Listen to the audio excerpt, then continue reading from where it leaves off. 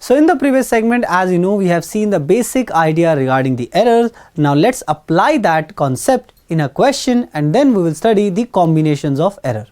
Now, the question reads as the length of a rod as measured in an experiment is found out to be 2.48 meter, 2.46 meter, 2.44 meter and 2.42 meter. Find the average length, absolute error in each observation and the percentage error. So let's write down solution for this question. Now, whenever we are given with the 4 different quantities which are being measured for a particular question, we can find out the mean for that because that is going to play the role for a true value. So you can find out the true value is actually the mean value as equal to 2.48 plus 2.46 plus 2.44 plus 2.42 divided by the number of quantities, that is 4. Now if we sum it up, what is going to get? A mean is equal to 9.80 divided by 4 and that is going to give me the mean value as 2.45 meter. I hope this is clear to you. Now whenever we have the mean value, this is the average length for this question is asking. So we can write down the average length comes out to be 2.45 meter. Now the next thing that we need to calculate in the question is the absolute error. So we can find out the absolute error. Now delta A1 would simply be the A1 minus A mean value with the modulus. Now the first observation is 2.48 and mean value is 2.45 and with the modulus, so delta A1 will come out to be 0.03. Similarly, delta A2 will come out to be, since it is given as 2.46, so this is 0.01, then delta A3 will simply be, A3 is 2.44, this is also 0.01 because there is a modulus with that, so this is delta A4 which is equal to 2.42 minus A mean, that is 2.45, this would be give me 0.03. I hope all the absolute errors are very clear to you. Now I can find out the mean absolute error. So mean absolute error, delta A mean is actually modulus of delta A1 plus modulus of delta A2 plus modulus of delta A3 and plus modulus of delta A4 divided by 4, and this delta A mean will come out to be, so if I sum all these up, this is going to give me 3 plus 1 4 plus 5 5 and 3 8. So this is 0.08 divided by 4. So this A mean will come out to be 0.02. So this is the mean absolute error that we need to calculate. Now I can find out the next asked quantity in a question is the percentage error. So in order to find out the percentage error, what we can do? Percentage error is labeled as relative error multiplied with 100 and relative error is actually the mean absolute error divided by the average quantity into 100. Now mean error as per the question is 0.02 and the true value is 2.45 multiplied with 100 and this is delta A, and if you do the calculation this will come out to be 0.81%. So this is the answer that we were actually searching for. So that's how these kind of data can be processed to find out the true value, the absolute error and the percentage error for the respective question. Now let's move on to the concept of combinations of error. Whenever we are actually taking the sum of two quantities or subtraction of two quantities, how the errors are going to propagate to the sum of two physical quantities, we are going to see that.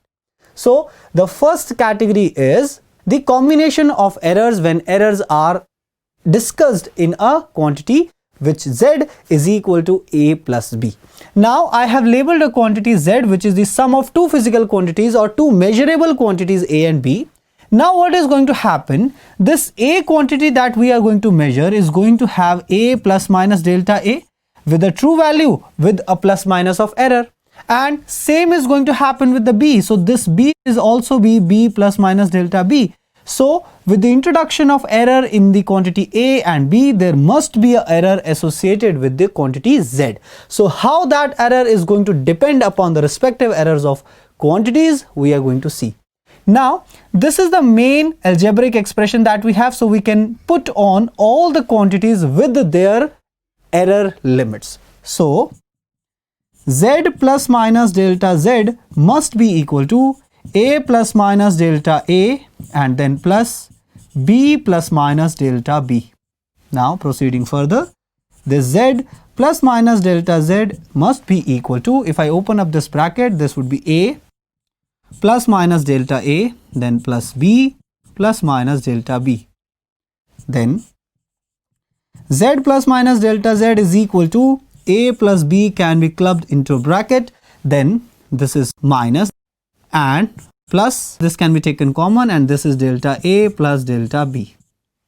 Now if you see very closely to this expression, you can clearly see that this z can be related to a plus b as per the question, but the error also have a similar kind of expression. So from here, since we can write z is equal to a plus b, we have delta z as delta a plus delta b, and we can write down the maximum permissible error in the sum of two quantities is actually the linear sum of the errors introduced in the system, that is delta a and delta b.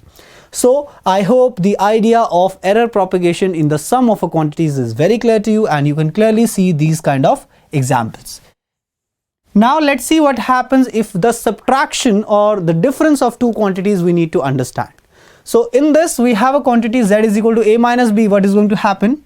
If I write down this quantity in the error limits, z plus minus delta z is equal to a plus minus delta a, then minus b plus minus delta b. Now let's open up this up. This z plus minus delta z is equal to a plus minus delta a, then minus b. Then if minus is multiplied to plus minus, this should be minus plus delta b. Now this can be written as a minus b can be put into the bracket, then it can be written as plus minus delta a and minus plus delta b. Now we can clearly see that this z can be related to the quantity a minus b. How this delta z we can analyze? Now the question is always to find out the maximum permissible error in the system. So if I ask you a question, in this quantity plus minus delta a and minus plus delta b, tell me the maximum and minimum value. So obviously the maximum value would be delta a plus delta b, and the minimum value is minus delta a and minus delta b. So it doesn't matter about this kind of operation, the error is always taken as the maximum. So in this case also, this delta z is actually delta a plus delta b, and we have the quantity as z plus minus delta z. So no matter the quantities are being subtracted or added, their errors will only add up to give up the maximum permissible error range as per the question. I hope this is clear to you. So on the basis of this, I can give you a simple example. Let's suppose we are calculating two different things. We have a length L1 that is 5 plus minus 0.1 centimeter. We have length L2 that is 3 plus minus 0.2 centimeter. Now in the first case of the question, we need to find L1 plus L2 with error limits.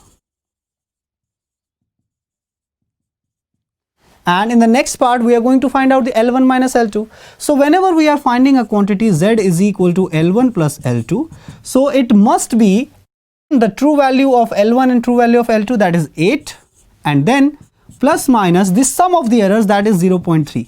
So this must be the answer for this situation. But in the next case, if let's suppose we need to find L1 minus L2 with error limits, what is going to happen? In this question, again, Z is a quantity which is L1 minus L2. So simply subtract L1 minus L2. So this is 5 minus 3, that is 2. And it is plus minus the same error that we have calculated in the case of addition. So this is the answer, and this is how the errors are going to formulate in addition and subtraction. So that's how the addition and subtraction can be understood, and let's proceed for the case of errors in the case of product of two quantities. So in this case, I have Z is equal to A into B. Again the same thing, this is the main algebraic equation. In this we are going to substitute all the physical quantities with their respective error limits. So this Z can be Z plus minus delta Z, and we have A plus minus delta A multiplied with B plus minus delta B. If I open up this bracket, if I multiply up, this would be A into B. Then the first term would be plus minus A delta B. Second term would be plus minus B delta A. And the third term would be plus minus delta A delta B.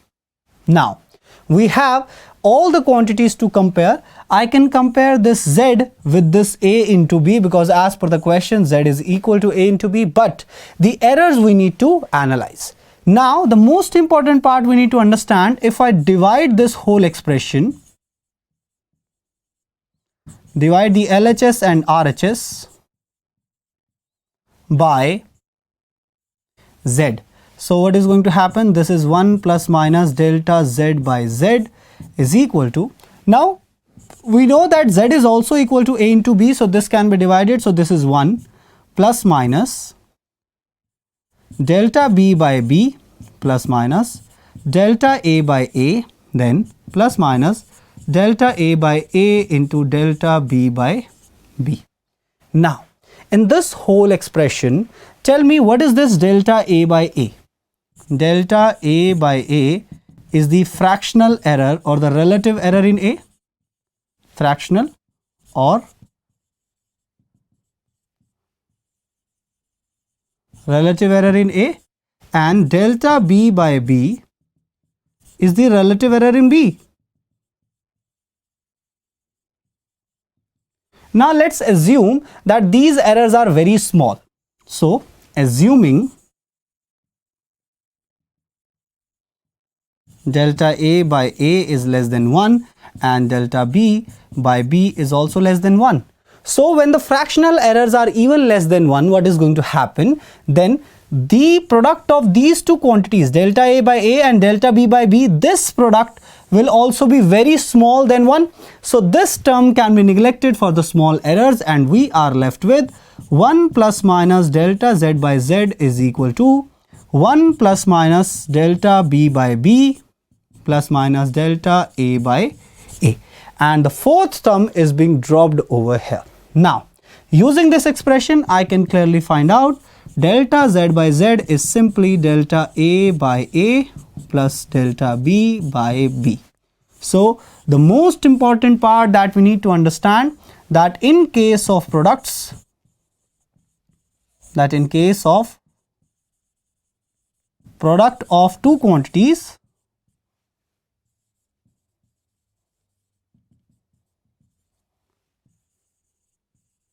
fractional errors